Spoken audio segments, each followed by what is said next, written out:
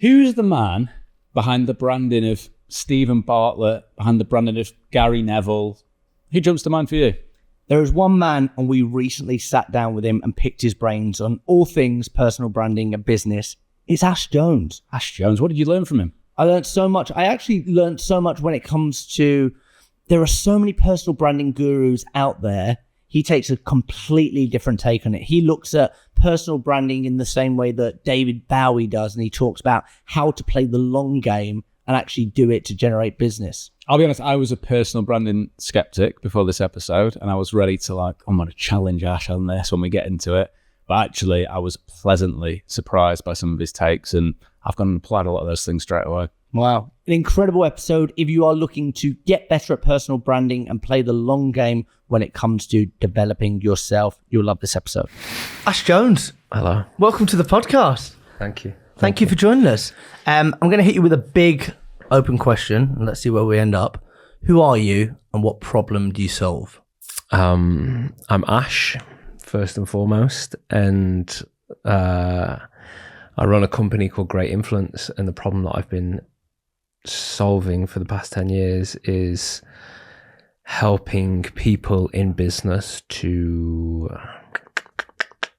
it's quite broad at this point, but fundamentally to me it's to help them try to have more of an influential voice within their industry and try to provide a platform for the business ventures that they're working on.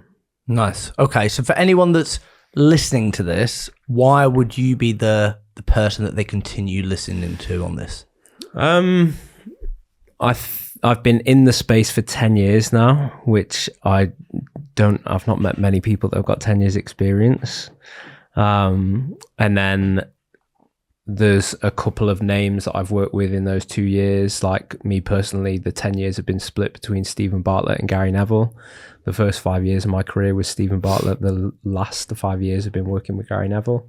And in between that, I've kind of done it for a whole range of like startup to scale up to global corporate, from like a Huel Grenade, My Protein, Huel, kind of like startup scale up, right through to like now we're working with like Santander's CEO and Booking.com, and yeah, so a bit of a broad range of experience from like startup, scale up, global corporate, high profile individual, and everything in between. So it's, like we said, it's a broad term, but let's keep it broad for now. We'll niche it down.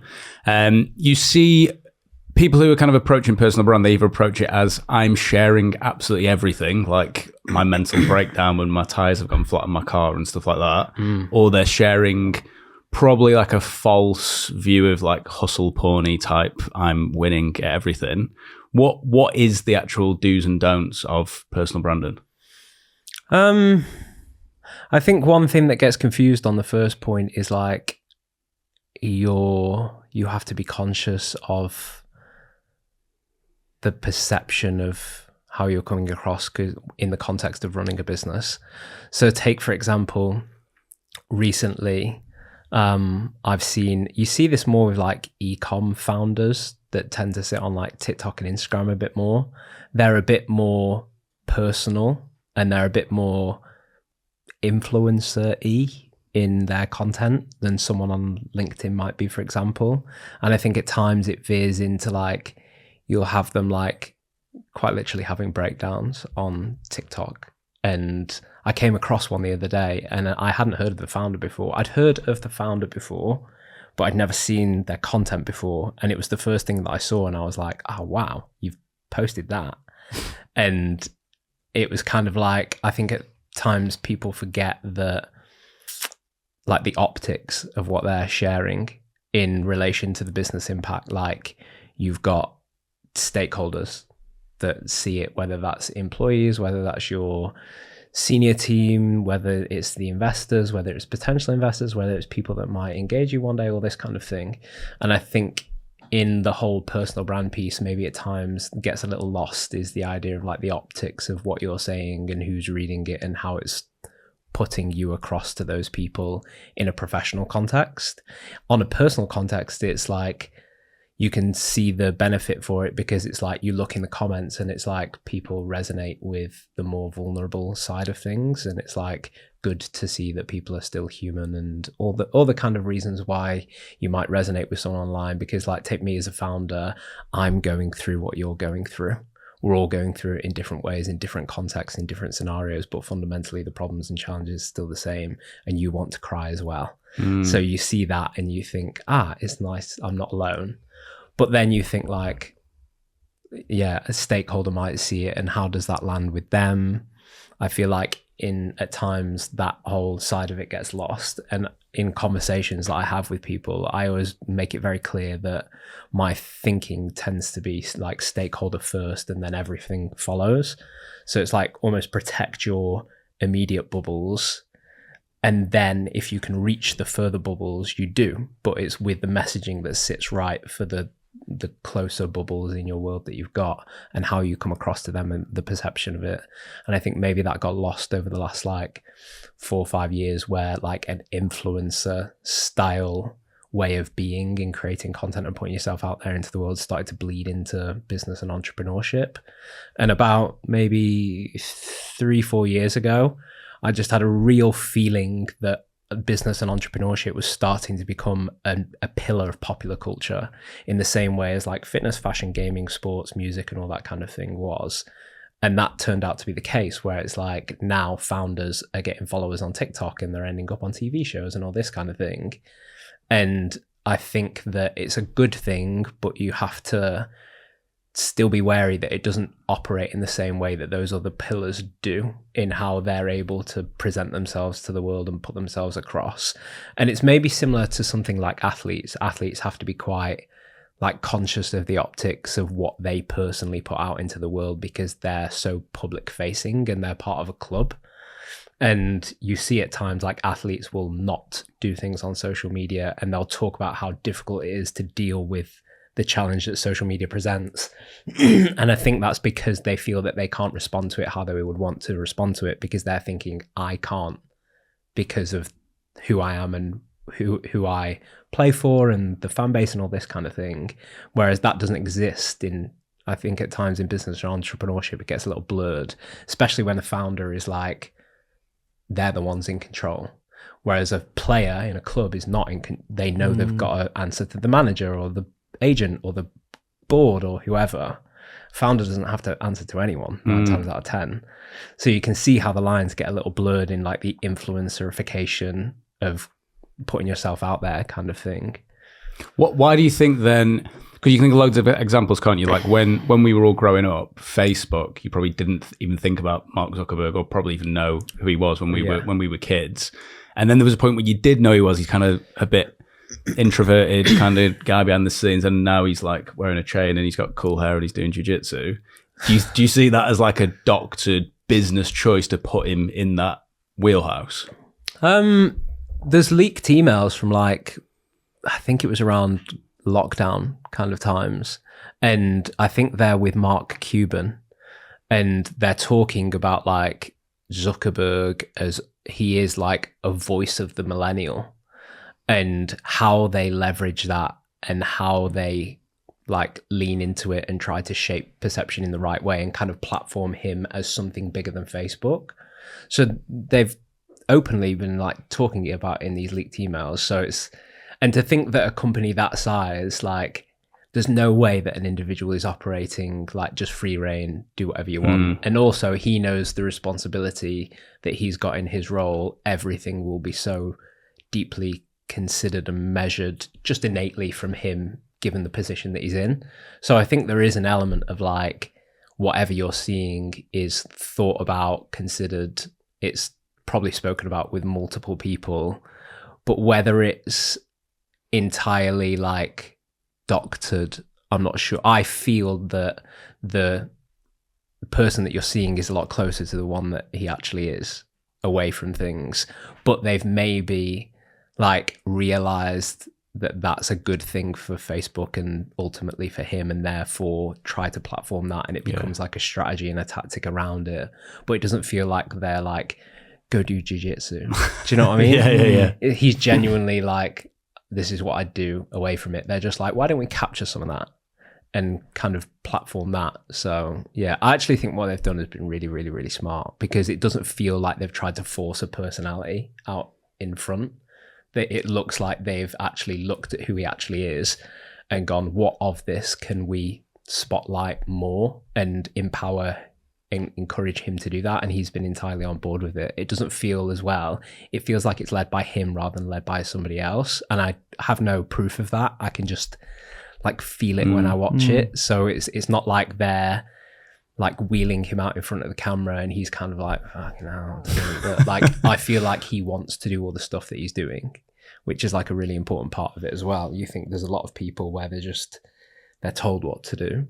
And I did an interview for The Athletic recently on like footballers and personal brands, and said like the problem that exists with athletes, and it's kind of the same within business, is that the footballers are told what to say and what to do rather than kind of given guidance as to who they are and what they're about. And that's like my process, is try to understand the individual and almost like spotlight that to them so that they're empowered to go about it themselves, knowing they've almost got like guardrails to kind of sit within. And footballers don't have that. They're just told what to say and what to do, and they're like over commsed and over PR'd to death. And I think, yeah, it doesn't feel that way when I look at someone like Zuck. Obviously there's massive amounts of people, teams, whatever involved, but it does feel quite like not put on for show, but it's definitely platformed and been a tactical thing that they've done. Zach Thompson, do you ever get sick of calling kebab houses and nanas when you're trying to speak to qualified decision makers? I do. Well, I think I might have found the solution. 98% correct qualified data, which means when you're cold calling, you're always going to be speaking to the right person. Do you know what the solution is? It can't be Prospeo, can it? Prospeo. Let me spell it for you. Prospeo .io. Wow. If you're looking for great qualified data, then you know what the solution is. Prospeo.io. It can feel like a bit of a contradiction at times, because there's all this advice about like be authentic, and then you're thinking about this perception. So people are thinking, so like Mark Zuckerberg is thinking, how do I want to be perceived? And when you can rely on actually, well, I want to be perceived like that, and that's the way I am, that's authentic, that works. I imagine if I was to ask you for examples of cases where you think this has been an example of somebody it's come across, the perception is trying to push somebody one way, but actually it goes against what you know, that feeling. Can you think of any examples where people have, when it comes to personal branding, massively got it wrong?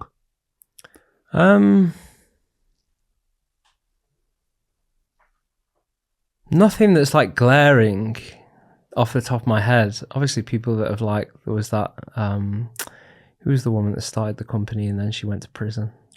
Like that kind of thing. It's like, yeah. And maybe like who's the WeWork guy, Adam Newman, and it was like very cultish and it didn't work out in the end, but it worked in the moment. But yeah, there's no one that really stands out of like getting it glaringly wrong that springs to mind. Yeah. Well, let's stick on personal branding then. Like personal branding in, if we were doing a mind map, the only reason you would have a personal brand is for opportunities. That's the way I think of it. And when you think about like what those opportunities could be for somebody with a personal brand, where does your mind automatically go? I think it's quite purist to assume that it's just opportunities. I think I've learned 10 years in the game that like ego exists, and it's very difficult for even the purest person to get away from that. But yeah, for me, it's creating leverage so that when you decide what you want to do, you have some kind of influence and control over making that happen. And then also there's like the unknown that you didn't even know that you would be interested in coming and knocking on your door as a result. So you'd see that with anyone that's like high profile, the opportunities that have come their way from having a platform, that roads they've gone down in their career that they never would have, if the opportunity didn't come to them, they probably would have never considered it. and that might have like changed the course of their career. And I think that to me is like, one, the things that you know you want to do, you can influence and kind of create more leverage for and kind of control. But two, also the things that you have no idea that you've even got as an opportunity. And I think you've seen that with like, I don't know if you'd have gone back like 10 years and asked Steve Bartlett, like, do you think you'd be able to like sit in a room with Michelle Obama one day? He'd have been like, no. And it probably wasn't even on his radar 10 years ago, but it's a really like the direction that his career has taken him in is taken him into all these things that he probably would have never considered as being something that he would do. So there's that to it as well. But I think fundamentally it's like the things that you can control. And if you think in business, like we spend so much time doing what I'd refer to as like the dog's work of like things that we don't want to do. Whether that's like, I don't know, opportunity creating things that we put time into, and you're like, it'd be so much easier if I just didn't have to do this stuff. And kind of part of it is taking down the amount of dog's work that you have to do, because you're starting to bring things your way. And like, even on a micro level, like I've been posting content for the past 4 or 5 years, and now 4 or 5 years in, I'm starting to see that impact of like, okay, this has come to me rather than me trying to go to it, which just makes life a lot easier.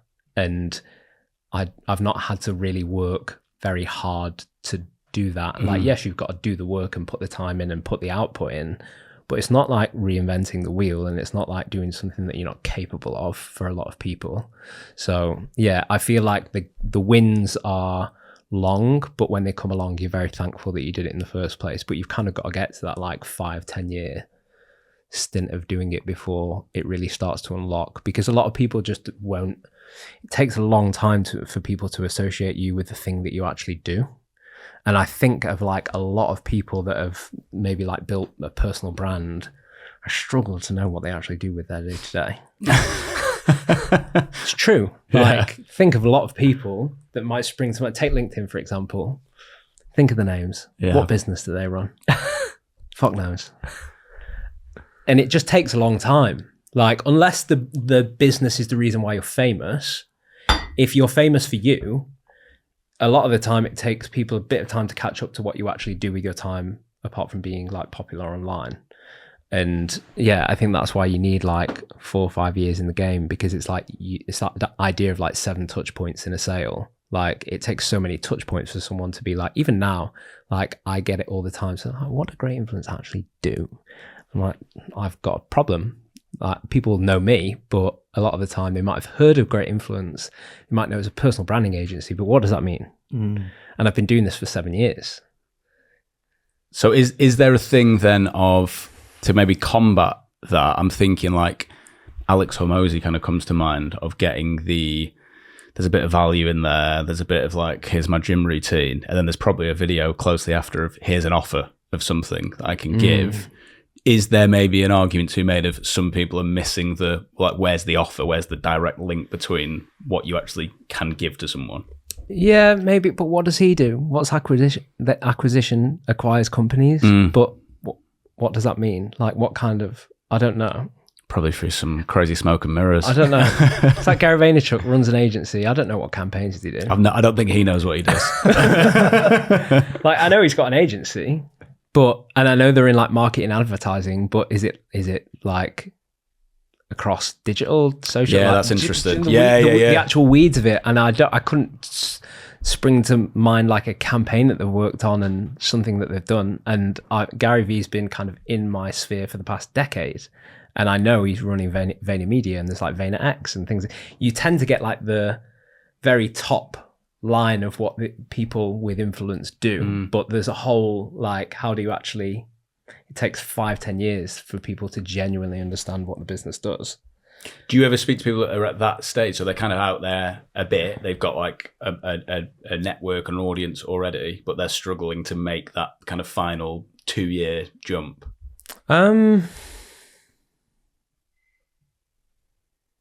To me, there's like, take LinkedIn, there's like 2 different types of people that have built an audience or influence, however you want to put it, over the past few years.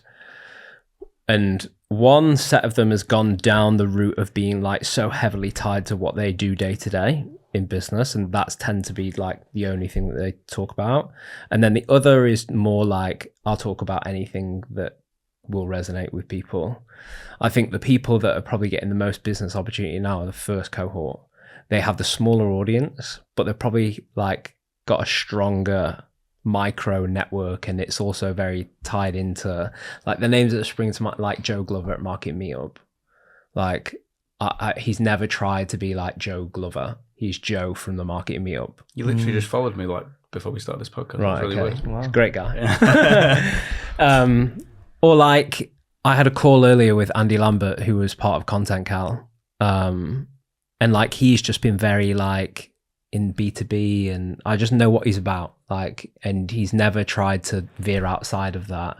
And I think now when it comes to like creating opportunity, those two people have probably got a lot more, they can open a lot stronger doors. The influencer can open more, but it's a bit vague and probably a bit weaker, whereas they can open quite strong doors directly in the things that they're doing, if that makes sense.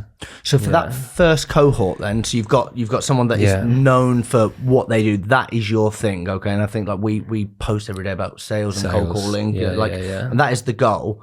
Let's say, you never know, in 10 years time, me and Zach, we have these dream chats someday that we start a fizzy drinks brand, or we start a gummy supplement. Who knows where the future's going to take? How does somebody be over here known for one thing and then transition? Because surely if you started posting about something completely different, everyone's going to be like, wait a minute, what's going on? Who's this guy? Yeah. I work with a guy called Thomas Hal Robson-Carno, who runs a company called, I say I work with a guy, he's like somebody wouldn't know who he is. He scored one of the most famous goals in Wales history. He was a footballer for a number of teams, Arsenal, Reading, West Brom, played in Premier League, played for Wales, scored a very famous goal in 2016 against Belgium, and he started a supplement company called the Turmeric Co. And we started working with him as he was in his final season in the Premier League. So he was just coming to the end of retirement. He was doing bits of broadcast. He had this supplement company, and he was interested in like, right, okay, the next 5 years after football is going to be about business and entrepreneurship, but everybody knows me for scoring that goal against Belgium. How do I go from one to the other?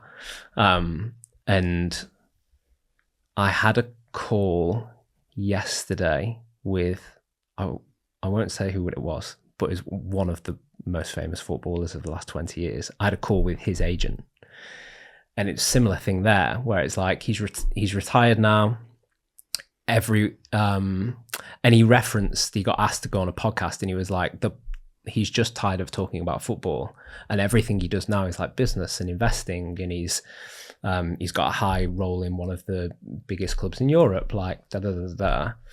And I was saying that essentially you have to look at it like he wants to be over here, but he's currently here. You can't just like, he might be sick of talking about football, but he's not told the world that he's about anything other than football. So of course they're going to ask him about football. And there has to be an element of like, this is what happened with Thomas, is that you take like a phased approach of like, right, you are this right now, and you want to be in this world. So you're over here in football, and you want to be in this world of business and entrepreneurship. How do you lean into what you are now, but do it in a way that resonates with the world over here? And there was an interview with the player that I referenced the meeting yesterday. I watched an interview that he did, and he kind of spoke about like, as a footballer, the importance of like, he was like, I am me. Nobody can change who I am. And you've seen it in like, he's had disputes with managers, a bit of like a kind of bad boy image kind of thing. And it's like, he spoke about the importance of a footballer being authentic. And I pulled that line from the interview, and I was like, essentially part of the game that you have to do is like, you can take the lesson from over there, which is around like the importance of authenticity, and you can pull it into that world, and they'll be able to link to it because they've seen you as a footballer, which is very easy to grasp onto as a concept. So you've got an in, like that as a thing you can talk about is like the importance of authenticity in business or in branding or in marketing, and how that plays out in my world is it looks like this. And you talk about the link between the two, and you start to reframe in people's heads the idea of who you are and what you're about. And you're talking not about it as a footballer, but as somebody in this world who had a previous experience. So again, it's like you can't just jump from one to the other. You almost have to create these like transition phases. And it's something that's seen, like I've been working with Gary Neville for 5 years, and very much the exact same thing of like, how do you take the experiences from one world and start to create something that connects them to people in the next one, but in a way that they associate you with. Does that that's kind of the way that you do it, is like going from one to the other. But they have to sit near each other, I think. I don't think you could go from like, I don't know, doing B2B tech to selling, I don't know, pens or something. Like, is the world close enough for the transition to be there, and you can find the lines that connect to one another? And that's why like athletes and business and entrepreneurship lines up so nicely, because of that idea of like overcoming challenges and finding solutions and high performance. And there's so much alignment between those two worlds that it makes it very easy for an athlete to authentically and genuinely transition into the world of business and entrepreneurship. And you're starting to see it now in elements where there's a couple of people that have done it quite well. Obviously the clients that I've worked with have done really well. But like Ilkay Gundogan, who is an ex-Man City player, he's now at Galatasaray, and he's on LinkedIn. And there's elements that he's done there where he's kind of, Mario Götze is a great example. Like if you look at what he does on LinkedIn, he does a similar thing where it's like, he's obviously got people working with him who understand that he can't just turn up as Mario Götze. Like, it's just not going to work. Instead, they've gone, how do we fit Mario Götze and his experience and what he's doing now and his previous career into this world in a way that resonates with that world? And I think that's maybe the bit that people coming from one into the other kind of miss. They just turn up as their existing self in that world and hope it works. So we've had lots of conversations around personal branding on this podcast. This conversation already feels maybe slightly different in terms of, it feels more about perception, where I think a lot of other, and this will probably make you laugh, but a lot of personal branding conversations are typically about LinkedIn and how to go viral. Or so why have these lines been blurred about LinkedIn, social media strategies, and actually what a personal brand is? Because social media is just like the very obvious and very popular way of distributing a personal brand right now. Like in the last 10 years, personal branding, all of it is not anything new. Like you go back decades in the majority of walks of like those elements and pillars of popular culture, the fundamentals of what personal branding is have been evident. And I was thinking about it the other day where it's like, there was something, the New York mayor candidate and his like visual campaign was really good. And I was talking about that. And I was saying like visual branding is underestimated in personal branding. And if you go back to like the 60s, the Beatles, like the Sgt. Pepper's album cover looks like the album sounds. And music is understood always like the fundamentals that exist in personal branding. Like how do you create an image and a perception and a persona that sits with the music really nicely? And you see like the music understands that you can't stand still, you need to reinvent. There's like a great image of David Bowie, and it's like 40 versions of David Bowie, and every 2 years there's like a new version. And like there's so much of personal branding in the history of the majority of things that are in popular culture. But in the last 10 years, social media has been the easiest way for people to do that. In the past, it was like radio, TV, magazines, like whether it was VHS or movies or whatever, like different mediums and all this kind of thing. And then social media comes along and it's so much like it just blows the doors wide open to whoever can go out and do it. Like you can do it from your bedroom and you can grow 1 million followers. Like that's a thing now. Yeah. And I think when that happens, what people are actually looking for is like, how do I make the hack happen. Like they associate like the fame with them getting 1 million followers, like not why they've got 1 million followers. So like you take music, the reason why they like an artist becomes famous is because they've cultivated a product and a brand and it's become popular. Whereas now social media means that you can skip the first two. Yeah. You don't need a product. You don't need to have a clear product. You don't need to have a clear brand. You can just get 1 million followers.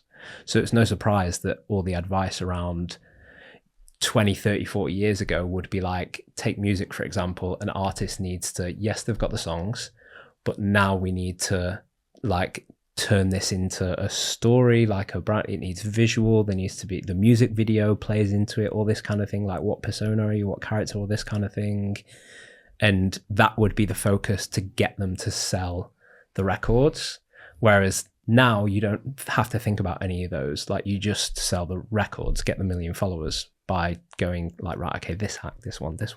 And you see people online, like they're at the mercy of what's trending rather than being themselves and building a platform from it. And I said before about like Heather Elkington and Izzy, and they've kind of, Heather Elkington to me is somebody who's like, she's got her followers because she's focused on product and brand, and the followers have come as a result. She's not really like, yes, of course, everyone in this era is going to go, how can I make this piece of copyland better in this video format and lean into this that works and that doesn't.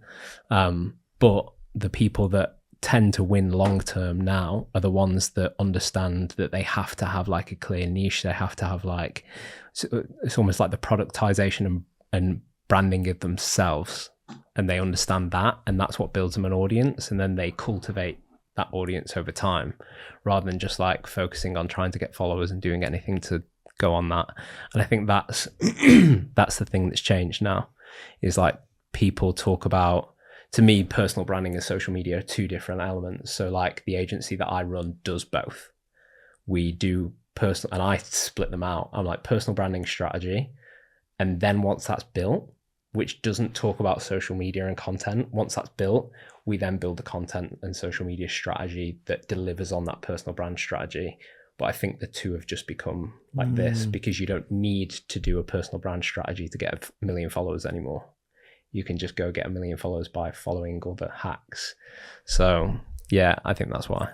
Our books are now open. If you're wondering where your next deal's coming from or why there aren't enough qualified opportunities in the pipeline, then look no further. We Have a Meeting can book the meetings for you or train your sales team, and we're available to do that right now. Just go to www.wehaveameeting.com. Speaking of books, if you are looking to get better at selling, communicating, or you just want a stronger mindset, our book, Sales is Therapy, is available on Amazon. Enjoy the episode. It made me then think about, you know, you think about an actor like the Mount Rushmore best actor, most people would go Daniel Day-Lewis, right? Mm-hmm. But if you know anything about Daniel Day-Lewis, you know that you don't really know much about him. He like disappears. He does a film every now and again. Every time he does, it's like Oscar-winning performance. But it's almost like his quote-unquote personal brand precedes him, because what he's like, I'm so good and disappear. Yeah. That kind of precedes it. So just when you were saying that, then it feels like maybe the missing bit sometimes in like the get rich quick thing is I've not really spent much time on the being good, getting the 10,000 hours, and I'm trying to kind of put the horse first a little bit. Yeah, for sure. And I think a lot of people then try to figure it out afterwards. And it's like too late. It's like the Suez Canal thing, trying to like it's just so hard to do. And I'm seeing it now with people who've built like really big followings, and then now trying to carve out like a bit more of a clearer niche and identity. And it's like you've lost the audience, and then all of a sudden you're getting like, you've got 1 million followers and you're getting next to no views, and that looks awful. So it's like you might as well delete the account and start again. Yeah. And really not many people know this, but Steve had a YouTube channel before the Diary of a CEO, and he deleted it. It had 50,000 followers, and because at the time it was like, we don't think that this is gonna, like, what we're trying to do next, this channel that we've got, it's not right. Like, you need a clean slate with it. This is like almost 10 years ago now. And I think that, yeah, it's just very easy to, I don't know, it's the longer, harder road, but it's definitely the one that's worth taking more and thinking about more. I just think, like, I always pull it back to music, and it's like, it's literally like a band getting famous without having a good song. It's just not going to last. Like, the music is the reason why, you know, you become a legacy act. And in business and entrepreneurship, it's really, really, really important, because unless you strike it rich early and you can retire, we're still going to have to work until we're 50, 55, 60, 65, 70. And if you've met the majority of founders and entrepreneurs, they're not retiring anytime soon because they get bored. So they're going to be in these careers for, like, take a 30-year-old now is still in 30 years going to be doing something in business and entrepreneurship.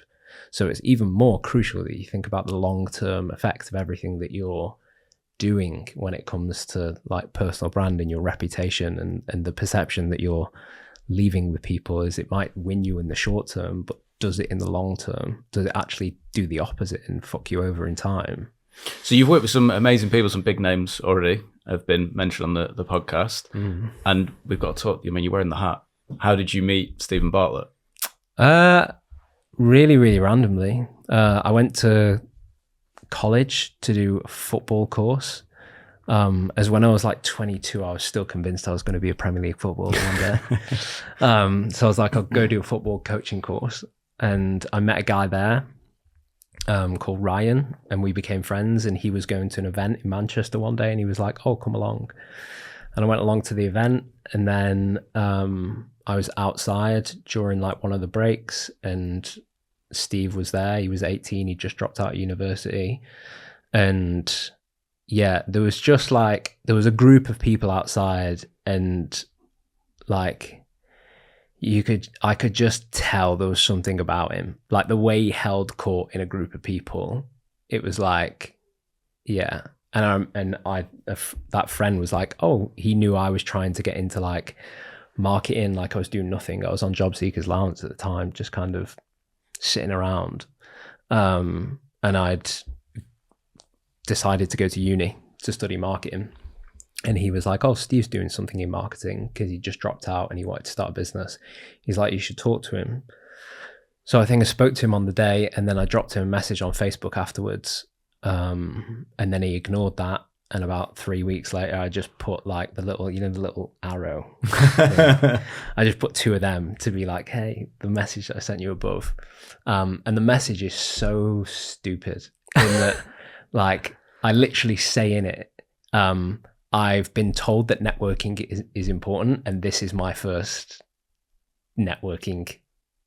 Like, wow. Yeah. And you just get lucky in life. Do you know what I mean? But I remember going home to my mum and being like, I met up with him maybe like a week or 2 later, and he showed me on this like laptop. Do you remember when you'd like hold laptops together by sellotape because the charger wasn't working and all this kind of stuff? And he showed me this idea, and I was like, cool, I'm in, like, I'll do anything kind of thing. And I remember cycling home and saying to my mom, like, I don't know what there is about that guy, but I'm just gonna like hang on to the back of his coat and see where it goes. And yeah, that was in 2012. And he had an idea for a startup at the time. We kind of worked on that for a couple of years, and the early people of Social Chain, which was a business that him and Dom went on to run, kind of came into the picture then. Like Dom came in, Dom McGregor, Cathal Berrigan, Hannah Anderson, Michael Heaven. And then Social Chain formed out the back of that business. And yeah, from there, everything just like went off. Tie it back to personal branding as a concept then. So like, at what point within Social Chain and that journey were you sat around a table having those conversations where you were like, we should start doing this because this will mean X, Y, and Z? And like, were you having, because it feels from yourself and from like the conversations with Steve as well, it feels like that compound was always going to happen. It feels like this desired state was always like, no? I think it was, but in the early days, like he said on the podcast before, like, I think I saw him speak somewhere in like 2013, and I said to him like, oh, you should start a YouTube channel. And he was like, no. awful idea. Not awful idea, but he just dismissed it. And I think the reason why was twofold. One, he literally says when he's talking about this thing, he was like, I was worried that everyone who knew me from back home would think, well, you're a dickhead. What are you doing? Who do you think you are? Like Mahatma Gandhi. So that thought kind of like held him back a bit. But I think also there just wasn't a purpose for it that made sense to him at the time. Like Steve now and then is like so intensely business focused, and the whole him doing something like that just didn't fit into that. Like the dots didn't connect as to why it would be useful. And then Social Chain starts, and I was the marketing director at first, and my job was to like try to get the name of the agency out there into the agency world and amongst brands and things like that. And Steve was at the same time trying to do the same job, just he was going out and doing public speaking, like really small things, like anywhere that'd have him. I remember going to like a loft in Shoreditch once, and there's like 15 people there, and he'd talk, and then 10 of the 15 people would come speak to him afterwards. And that just kept happening. So it was like, right, that's working for us. Every time Steve goes on stage, we get loads of interest in new business. So we need to double that. At the end of the first year, it was like, how do we double down on that? Because he's only got so much time, so he can't speak all the time. And he definitely like ramped up his speaking, but the idea was like, well, why don't we just take the essence of what the speaking is and do it in a way that's a lot more efficient, which is like create content. And I don't know if this was why he did it, but I definitely remember watching like Daily V at that time, and Daily V was on like episode 70 or something like that. And then Steve started a vlog, and it was kind of like, the way that I saw it was like, nobody in the country is doing that. No one in the UK is doing that right now that Gary Vaynerchuk's doing over there. So we could do something in that world. And it started off very like, almost like a side project.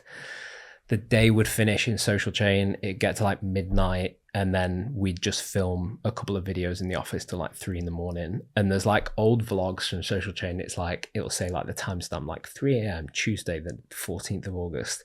And it'd be like, we've just finished wrapping a video in the office, like da, da, da, da. And that's how it was for like 6 months, just like tacked on to the end of the day. And then we put those out, they started to get traction. And then it just made sense as like but to me, it was a Social Chain marketing initiative. That's why it made sense. And that's why it became part of it went from being his after midnight to then becoming part of his day, is because it made sense all of a sudden from a business point of view, like, okay, now I know why I do this stuff, because it's really helping us grow the business and get awareness, and we can turn that into clients and opportunity. So when I stopped working with Steve, is a really interesting point in time, in that there's almost a couple of different evolutions of Steve as his personal brand. And after kind of came like, the podcast started when I was there, but it was a bit of like it wasn't anything near what it was now. When Jack Sylvester came in, it became like everything you see now is Jack Sylvester onwards. And Dragon's Den kind of came like a year or two after I left. So it was like the foundations from what we were doing when I was there definitely led into that evolution that went beyond Social Chain. But to me, it was all about creating opportunity for Social Chain through Steve. And even now, I think in my LinkedIn bio, it says on my experience, like telling the story of one of the fastest growing social media agencies through the eyes of its CEO. So you can see, like, I didn't see it as making somebody famous. And I didn't know that a Dragon's Den would open up, or he'd go. I thought the podcast was a great idea, but I could never in a million years would have guessed it'd be like what it is now. And that's not where it started either. Like, it's evolved. It was very much like, it was a bit more businessy at first, and then it started to evolve in themes and things like that. So my understanding of personal branding was always about leveraging an individual to help a business achieve what it's trying to achieve. Like, my KPI was make Social Chain famous. For me, the easiest way to do that was through Steve. But that works because Steve is Steve, and I imagine that you could find lots and lots of business owners who aren't Steve, and actually if you put them in front of a camera, and I know that probably when Steve started it wasn't natural, but there are some people that are just... Yeah, he had it. Yeah, it's not my wheelhouse, it's not something I want to touch. And some people say, I don't want the limelight, I just want to build the biggest business in the world and grow that. So you've got this thing of, and we see it all the time on LinkedIn, of like, the founders and the people that run the companies usually have more followers, more brand recognition than the actual brand. But some people don't want that. So if you are trying to grow your brand and you don't want this like clear box thinking where I want everyone to see me, how do you go about like building the brand of the company whilst maybe being the puppeteer? I think like I'm starting to see it more now where people that would never have like engaged us 3 or 4 years ago now are, and it's typically because the business is demanding them to do that. So it'll be like, we're going for an IPO in the next 18 months, and there's this really, I'm not one of those people that's like, the data says this, but if you look at the reason why investors back companies and how much money they put in, it's like heavily outweighted if the founder has like a strong storytelling aspect for the company. Like the amount they back those kind of things is just like insanely heavily weighted over somebody who doesn't have that. So you're starting to see now, or at least we are in conversations that I've had in the last 18 months where they'd never have done this before. They weren't that type of person, but the business is finding it's really useful for them for something that they're going for. And I think what's happening is there's a separation between what they think personal brand is and what it can be in a like business driving tactic and initiative. And people are starting to go, right, okay, I'll drop the idea of what I thought it was and I'll just do it. I can get behind it for this reason. So I think if you're at the top of a business, there's something within the realm of personal branding that you can leverage to support the company achieving the objectives that it's got in some way, shape or form. I used to be of the opinion that personal branding isn't for everyone. And when I left Social Chain, I wasn't getting into personal branding because I thought, well, I've not got Steve now. And he was great. So how am I going to find another Stephen Bartlett? So I wasn't actually going to do personal branding when I left. And I've come round on that idea of like, I was very much, it's for some people and it's not for others. I think it is for everyone that's leading a business. It's just how you do it has to look different and what it's driving. And therefore, like the approach that you take is very different. Has that evolved in it? So let's say, like in our business, me and Jack run our business with an operations director. All three of us have been best mates since we were like 15. And I think he's probably the third Jonas brother, we call him, but he's probably someone who's like not posting on LinkedIn, not out there very much, but he's still very much at the core of the business. Yeah. We couldn't do it without him. Is that someone that, because he's in leadership, we should then be saying, come on, mate, you need to be out there as well? Oh, God. I'm so tired. I've just been talking to qualified prospects all day without any wait time. How have you been doing it? Because I've been cold calling people on my mobile, and I reckon I've spoke to one person. No. Stop that right now and use Nux.ai. Why? What does Nux do? It finds me the right people to call, and it calls them, and it connects with them over and over and over again. So you're saying it's Nux.ai, and I can just be speaking to qualified decision makers all the time? No other better connection, right? Wow, Nux.ai. Yeah, because like every great boy band needs its Jason Orange. You know what I mean? And people really like Jason Orange. Yeah. Like not everyone loved Gary and Robbie. People like Mark and who's it? Mark, Jason, Roy. Yeah. Howard. Yeah, sorry, Howard. We'll put his Instagram handle in the comments. So, and people really ended up liking like Jason or Howard. And it was the less popular choice. But there was something in that as well. It's like, and again, I'm talking about music all the time, but it just helps it make sense. Mm-hmm. And I think like, even with the most behind the scenes leader, there's still something in what they do that can help the business and people will like resonate with them in some way. So yeah, I think if you're in that, it's the only thing is just like, how do you actually tactically execute on that? Is like, just be aware, like some people are great on camera, some people are not. And if they are on camera, it's actually counterproductive, and just like, you've just got to have an honest conversation. Like Jason and Howard weren't doing lead vocals. They would barely even probably, I think I watched a documentary about Boyzone, and it was like, some of them didn't even sing on the records because they were like, you're this, Louis Walsh was like, you're the singer, you're the lead, you're doing this job, you're doing this job. But they all, like Ronan Keating couldn't have, his solo career was not as big as Boyzone because you need the band.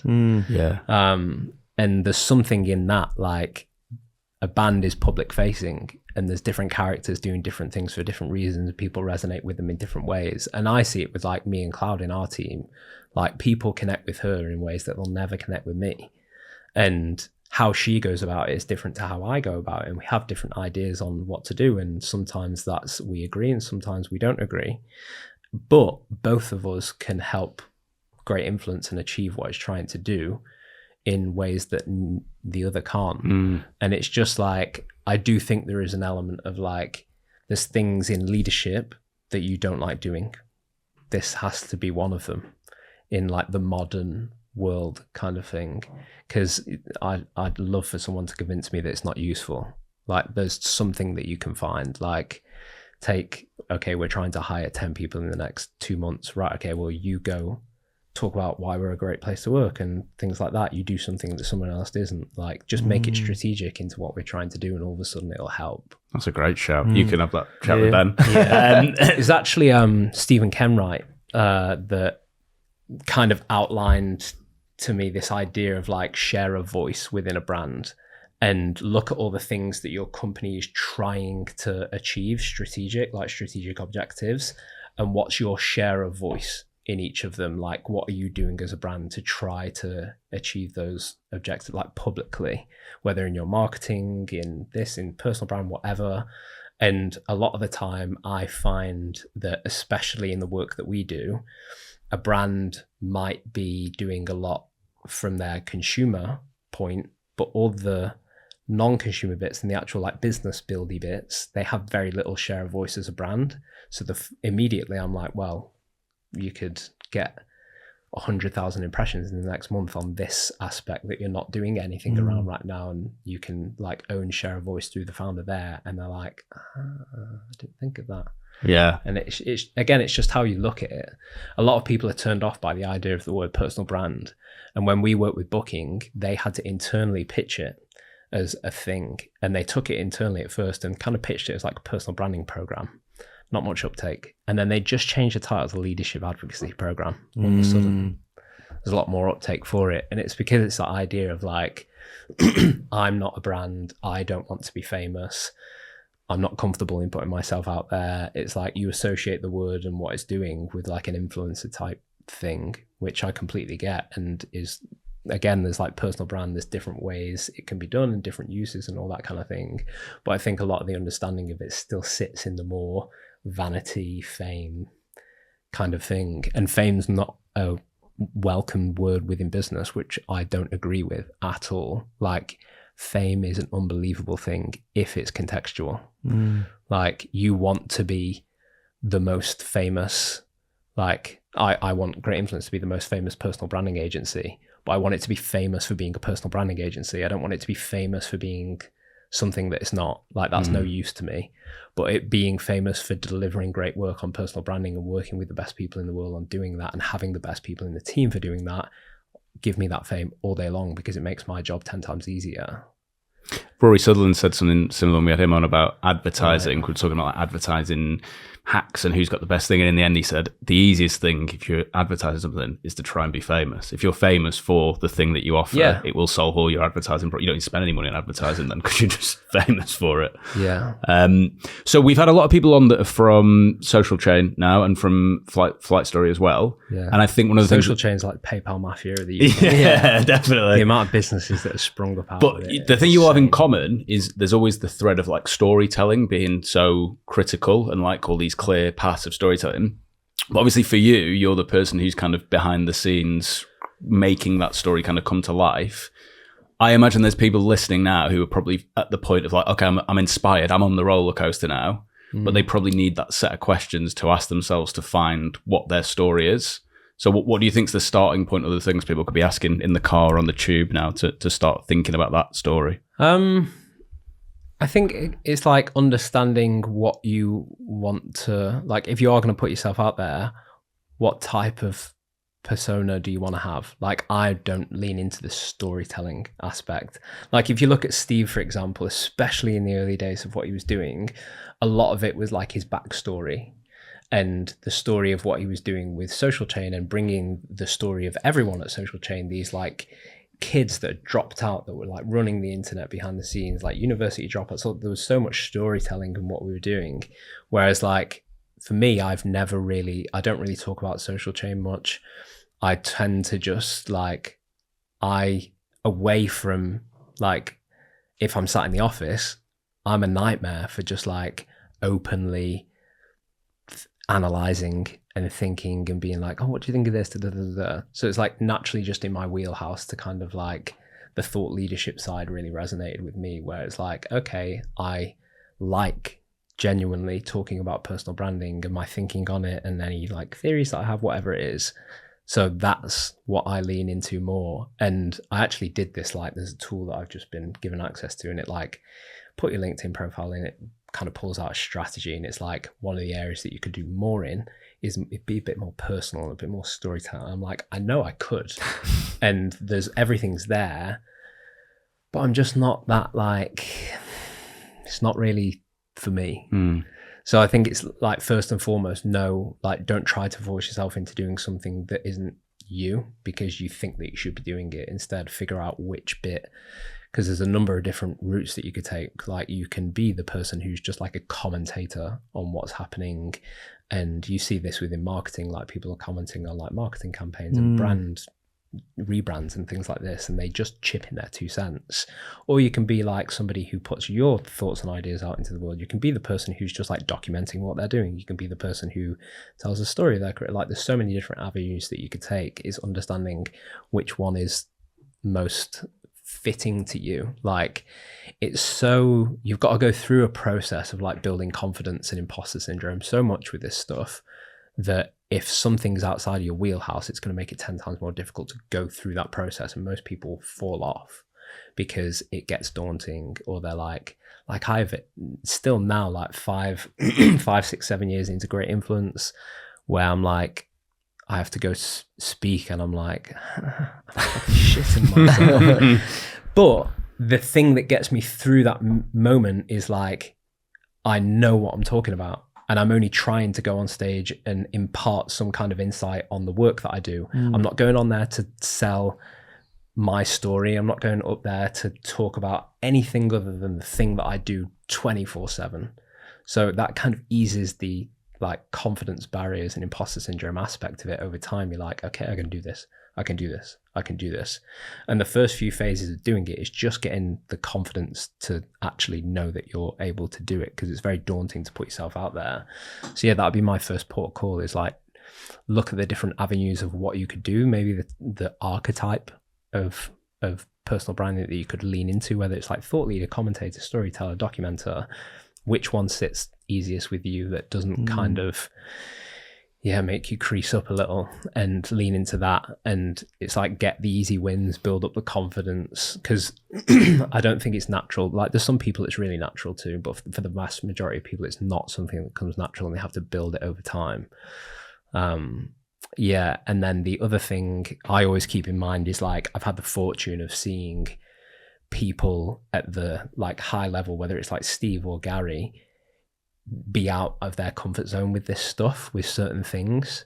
And I'm like, well, if you're still out your comfort zone in doing this, but you just do it anyway, then it's almost like it just eases my, whenever I'm speaking or doing something or whatever, it's just like, I'm not the only one that feels this. And I can just, it's like coping mechanism, knowing that even the best people still to this day find it daunting to put themselves out there. It's not a normal thing. Ash, I've really enjoyed this conversation. Thank you so much for joining us. Already. It's over. That's what everyone says. They say time flies. If people have listened to this whole conversation, what's one question that you could leave them with that they should ask themselves? Would what you're trying to achieve in the next 12 months be easier through doing this? And if it is, then you've got to make the time to do it. I think putting in the time to do it is where most people struggle, because there's so much for us all to do. Like, my to-do list is like 20 tasks long for today. Where do I fit this in? And it really is like a case of priorities. And unfortunately, the reward is like 4, 5, 6, 7, 8 years in. So yeah, prioritize it, find the time. Beautiful. Thank you so much, Ash. If people want to find you, work with you, how can they go about that? I'm on Instagram _Ashley B Jones, or LinkedIn Ash Jones, or our website is greatinfluence.com. Thank you so much. Thank you.